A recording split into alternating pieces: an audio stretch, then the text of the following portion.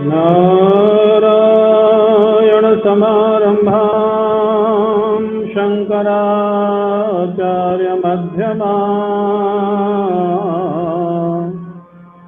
अस्मदाचार्यपर्यन्तां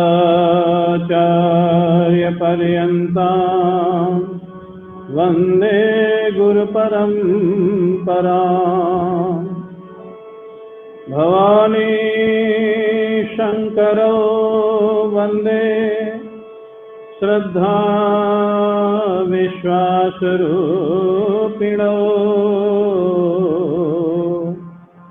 याभ्यां विना न पश्यन्ति सिद्धा शान्तस्थमीश्वरम्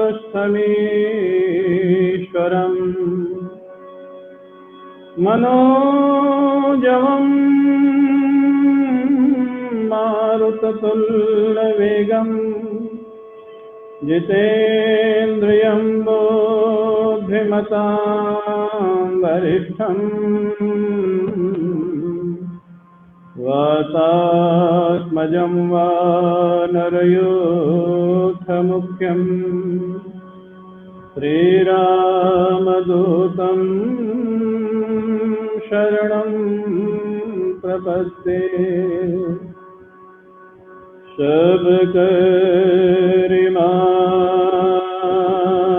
नहीं एक फल, सब करिमा नहीं एक फल, राम चरण रति हो तिनके मन मंदिर बसहु, सिय रघुनंदन दो।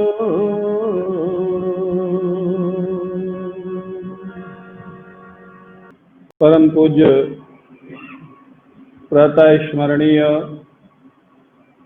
श्री सद्गुरुदेव भगवान के श्री चरणारविंदों में साष्टांग प्रणाम। रावण तलवार निकाल के मारने के लिए तैयार हो जाता है। मंदोदरी ने हाथ पकड़ लिया, क्या करने जा रहे हैं? आपको ध्यान है, आपको शाप है, जबरदस्ती किसी के साथ करना शाप है, आपका सिर फट जाएगा। रावण को बात याद आ जाती है, लौट जाता है, राक्षसियों को बोलता है इनको इतना कष्ट दो, इतना कष्ट दो कि ये विवश होकर के मेरे को स्वीकार करे। उस रावण को आप कैसे भक्त सिद्ध कर सकते हैं? हमको तो आश्चर्य होता है। जो पहले प्रलोभन देता है, बाद में भयभीत करता है, जो एक दुष्ट की प्रवृत्ति होती है। किसी व्यक्ति को अपने पक्ष में लाना है तो पहले लालच दो, लालच से नहीं माने तो उसको इतना भयभीत कर दो कि परेशान होकर आपके पक्ष में बोलने लग जाए। ये दुष्ट की प्रवृत्ति होती। जो रावण दोनों नीतियों का प्रयोग जानकी जी के साथ कर रहा है, पहले लालच का प्रयोग कर रहा है, फिर भय का प्रयोग कर रहा है, वो रावण भगवान राम का भक्त कैसे हो सकता है? ठीक है, लीला दृष्टि से देखो एक अलग बात है, वेदांत की दृष्टि से देखो तो सब ब्रह्म है, फिर तो ये कुछ है ही नहीं। लेकिन जहां कथा की दृष्टि से देखा जाएगा, शिक्षा की दृष्टि से देखा जाएगा, तो मैं तो एक बार कलकत्ता में प्रवचन चल रहा था, हमारे दीवान जी और सभी भक्तों ने श्री शरणम में आयोजन किया था। कैकेयी को लेकर के चल गया शास्त्रार्थ मंच पे ही एक संत से हमारा, तो हम सिद्ध कर रहे थे कैकेयी की शिक्षा ठीक नहीं है, वो सिद्ध कर रहे थे नहीं, तो भगवान की भक्त थी, भगवान के कहने से ऐसा किया था। अंत में मैंने कह दिया, महाराज अगर कैकेयी बहुत अच्छी थी तो आप अपनी शिष्याओं का नाम कैकेयी रख दीजिए। वो चिढ़ गए, नाराज हो गए, बोले क्या बात कर रहे? मैंने कहा आप ही तो कह रहे कैकेयी बहुत बड़ी भक्त थी, तो आप अपनी शिष्याओं का नाम कैकेयी रख दीजिए। कोई आपका शिष्य पूछे बेटी का नाम क्या रखे तो कैकेयी बता दीजिए। कैकेयी के बाद दूसरी कैकेयी नाम की महिला नहीं हुई है, तो ये जबरदस्ती खींचतान करना ठीक है, जो भी है। तो महाराज रावण तो चला गया, राक्षसियों को कह दिया जानकी जी को इतना कष्ट दो कि विवश हो करके हमारी शरण में आ जाए, हमको स्वीकार कर ले। ये ऐसा तो भक्त था रावण। महाराज वो तो चला गया, उसके जाने के बाद जो राक्षसियां थी वो जानकी जी को भयभीत करने लग गई, डराने लग गई। जैसा वो तो नौकरानी थी, उनको जो आदेश मिला वो करने लग गई, उनका क्या दोष। उसी समय त्रिजटा वो भी राक्षस परिवार में थी। ये विभीषण जी की बेटी थी शायद, नहीं क्यों, बहन थी कि बेटी थी, जहां तक मेरा ध्यान है, कल आपको कंफर्म करके बता दूंगा। ये विभीषण और त्रिजटा दो भगवान श्री राम के भक्त हैं लंका में। रावण के जाने के बाद ही त्रिजटा वहां पर आती है। त्रिजटा का परिचय गोस्वामी जी ने यह दिया, त्रिजटा राम राक्षसी एका, राम चरण रत निपुण विवेका। राक्षस परिवार है लेकिन है वो रामचरण में भक्त है, प्रेम है। बोले महाराज क्या प्रमाण निकला? त्रिजटा ने सभी राक्षसियों को बुलाए, सुनो सुनो सुनो, कोई भी जानकी जी को कष्ट मत दो। बोले क्यों? हमारे स्वामी का आदेश है। त्रिजटा ने कहा जिस स्वामी का आदेश है वो स्वामी बहुत दिन रहने वाला नहीं है, वो स्वामी के समय बहुत कम बचा है, इसलिए स्वामी का आदेश मानने की अब जरूरत नहीं है। और आजकल तो हमारा समाज में भी देखा जाता है, मेयर का कार्यकाल जब 6 महीना बचता है, कोई अधिकारी उसकी बात मानते ही नहीं। क्यों मनीष? 6 महीना उसका कार्यकाल बचा हुआ तो भी कोई नहीं मानता है, तो पता है 6 महीने बाद ये रहेंगे नहीं, क्या करेंगे इनकी मान बांध के, कोई अधिकारी उसकी बात नहीं मानता है। त्रिजटा ने कहा कि जो मालिक ने तुमको कहा ना, वो मालिक ज्यादा दिन का मेहमान नहीं है। बोले आप ऐसी भविष्यवाणी कैसे कर सकते हैं लंका में रह करके? बोले राम जी ने मेरे को स्वप्न दिया है। हनुमंत लाल जी वहीं सुन रहे हैं बैठे बैठे अशोक वृक्षों के बीच में। हनुमंत लाल जी को आश्चर्य हुआ, ऐसे ऐसे भक्त लंका में रहते। एक भक्त को देखा राम नाम लिखे हुए अपने घर के बाहर, तुलसी का पौधा लगाए हुए, प्रातः काल उठ के राम नाम का जप करता है। और एक ऐसी ये देवी को देखा कि इसको भगवान श्री राम स्वप्न में आदेश दे देते हैं कि आगे क्या होने वाला। इसलिए कहा जाता है किसी भी तीर्थ स्थान में सभी लोग सज्जन है, ये आवश्यक नहीं, वहां भी दुष्टों का निवास होता है। और कहीं भी गलत जगह में सारे दुष्ट ही दुष्ट हैं, ये भी आवश्यक नहीं, वहां भी कोई ना कोई सज्जन का निवास हो सकता है। त्रिजटा को भगवान ने स्वप्न में क्या कहा? बड़ी सुंदर बात कही। त्रिजटा कहती है, सपने बानर लंका जारी, जात धान सेना सब मारी, हर आरोढ़ नगन 10 शीसा, मुंडित सिर खंडित भुज विषा, यही विधि सो दक्षिण दिश जाई, लंका मनहु विभीषण पाई, नगर फिरी रघुवीर दुहाई, तब प्रभु सीता बोली पठाई। बता दिया, सारा स्वप्न बता दिया। 4 लाइन में भगवान ने सारी आगे की लीला बता दी त्रिजटा को। और सबसे पहले स्वप्न में प्रारंभ कहां से हुआ? हनुमंत लाल जी को और आश्चर्य हुआ, सपने बानर लंका जारी। हनुमंत लाल जी चौंक गए। पहली बात तो त्रिजटा को राम जी ने बता दिया कि मैं यहाँ आया हूं, मैं तो छिपा छिपा घूम रहा हूं, मशक समान रूप कब धरी, मैं तो इतना छोटा वेश बना के घूम रहा हूं कि कोई देखे नहीं पहचाने नहीं। और राम जी ने त्रिजटा को बता दिया कि एक बंदर लंका में आया है, वो लंका को जलाएगा। त्रिजटा को भी नहीं पता कि वो यहीं बैठे हैं, लेकिन वो उसको जो स्वप्न में आया, राम जी ने स्वप्न दिया है। हनुमंत लाल जी सोचते हैं और ये कहती है कि वो लंका को जलाएगा।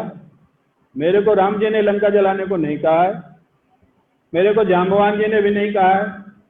अच्छा, जलाना भी चाहूं तो मेरे को झगड़ा करना पड़ेगा, जिसके लिए मेरे को मना किया गया है। जलाने के लिए आग लानी पड़ेगी, कपड़ा लाना पड़ेगा, घी लाना पड़ेगा, तेल लाना पड़ेगा, तभी तो जलेगी इतनी बड़ी लंका। आगे जब त्रिजटा वर्णन करती जा रही है, भगवान राम लंका में आ गए सेना के साथ, भयंकर युद्ध होता है राक्षसों के साथ, दुष्ट रावण का संहार हो जाता है और महाराज विभीषण लंका का राजा हो जाता है। जानकी जी को भगवान बड़े सम्मान के साथ वापस बुला लेते हैं। हनुमान जी कथा सुन रहे हैं, वो नीचे कथा बांच रही है, हनुमान जी कथा सुन रहे हैं। हनुमान जी सोच रहे हैं सारा भविष्य तो इसी ने बता दिया कि आगे क्या होने वाला। राम जी ने तो अभी तक नहीं बताया मेरे को, इसको सपने में बता दिया।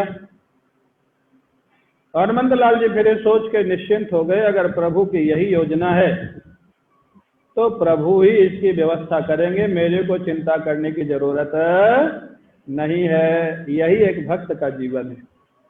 आप अपनी शक्ति से, अपनी बुद्धि से अच्छा प्रयास करो और उसके बाद जो होगा समझ लो प्रभु की यही इच्छा है। हाँ?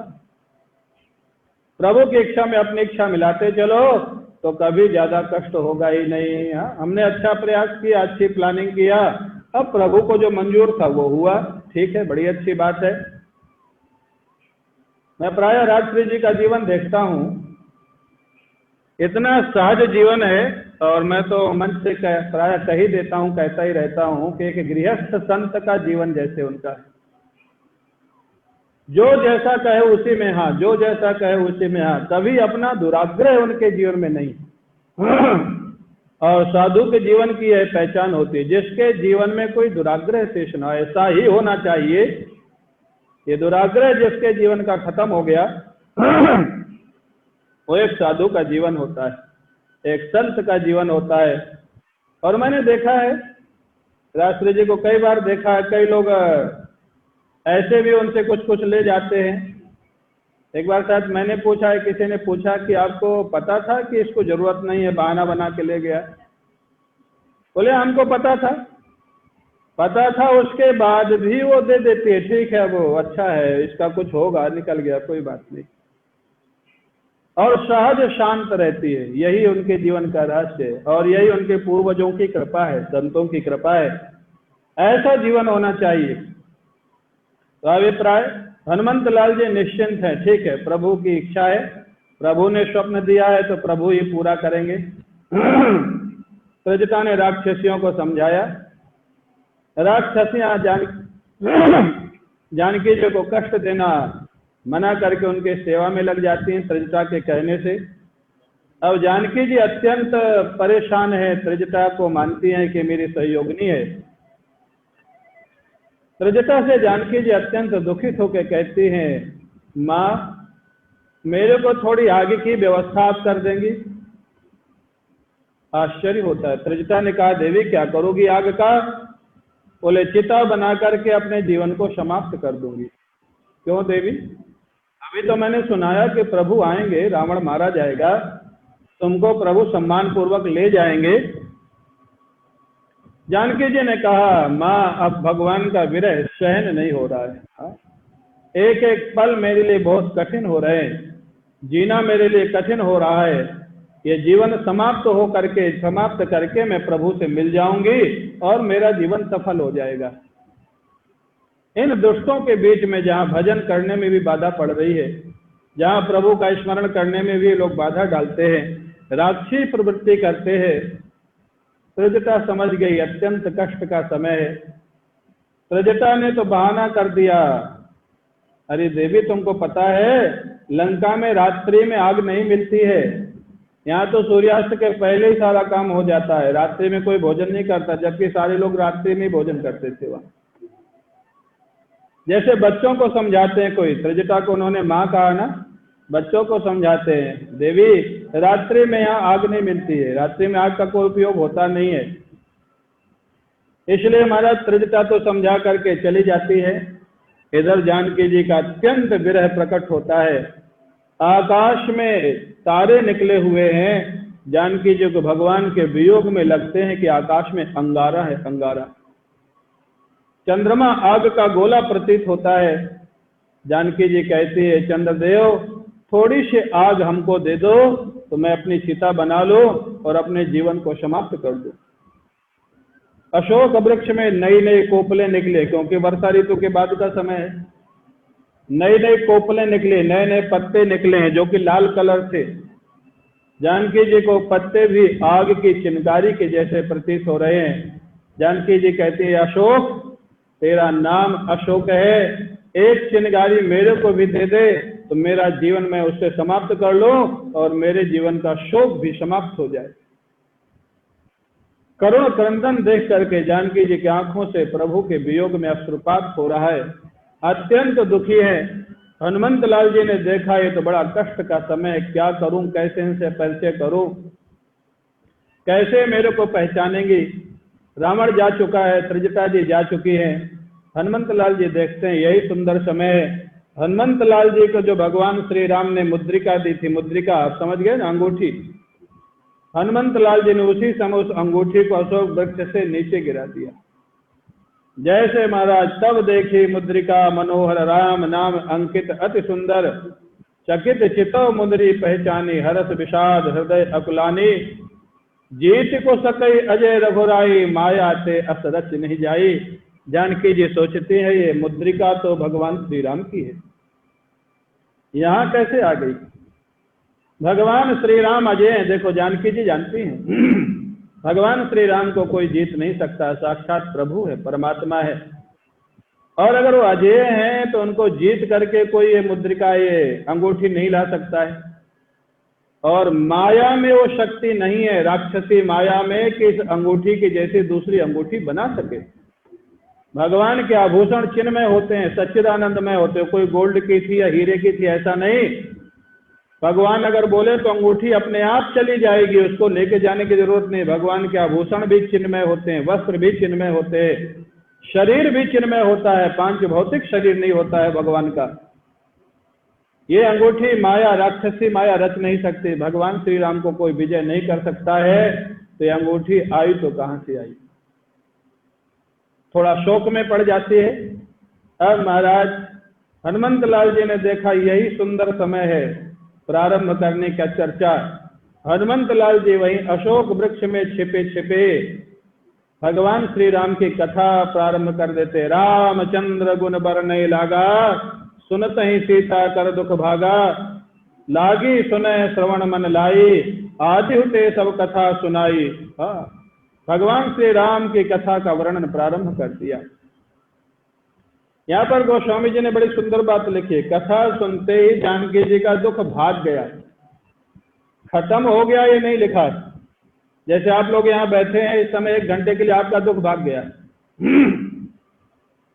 यहाँ से जाने के बाद भी हो सकता है 2-3 घंटा तक नहीं चिपटे, बाद में फिर चिपट जाता है, क्योंकि खत्म नहीं हुआ है, भागा है, भाग गया है।